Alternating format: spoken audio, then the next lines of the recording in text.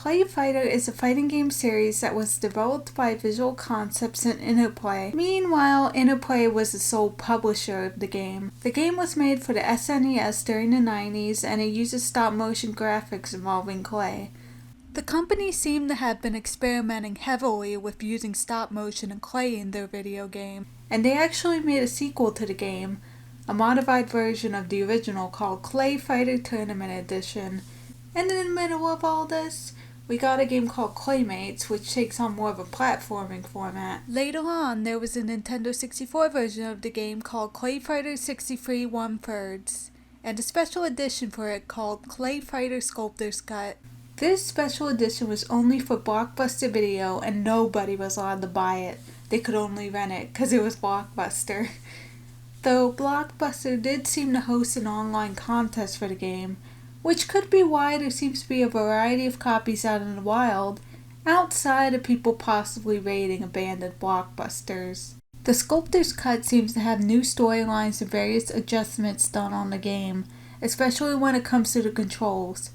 They also added 4 new characters. One of those characters was named Hobocop, an alcoholic vigilante. He only showed up by now because Nintendo originally didn't want an alcoholic in any games. Probably because to them, alcohol is bad. Okay. So, there's one thing about these Clayfighter games on the Nintendo 64 which are a little unusual. That's because Visual Concepts actually had no involvement with this game. Surprisingly, they were still making games during this time frame. Perhaps Visual Concepts was busy with their sports video games? We'll never know, it hasn't been documented. But both companies are strong and thriving today. Interplay still seems to have a strong attachment to Clayfighter though, because they had recently thrown a cease and desist at someone for putting Clayfighter in Mugen. Onto the game itself. The plot is rather simple and bare bones. Something you would expect from a typical fighting game. A purple meteor crashes down on Earth from a bajillion miles away, but it seems to have a purpose for showing up and crashes right at the center of Playland. It plays a Baki here basically. Then, after this happens, Playland turns into Clayland. Because we can't call it Clayfighter now, can we? Then suddenly we get all these clay people emerging from the meteor. Some of these creative cast of characters is Taffy, an Elvis Presley copycat, a snowman, a blob, and a big muscled man called Tiny. All of these wonderful characters have one goal, be the king of the circus, which can't happen on its own, no. They have to beat the shit out of each other in order to obtain that. Now we get to the character select. I like how it shows the characters' likes and dislikes such as the blob loving clay, because how else could it be there? And disliking hair. It also seems like saying bounce as its motto, which is kinda strange because who just randomly yells bounce? The game is composed of about 11 stages. This includes the final boss of the game. I played as Taffy in my game and I originally assumed that they had it set up so you could fight your own shadow self 2 times. But no, Taffy shows up 2 times in different colors in other playthroughs. The fighting is rather tedious.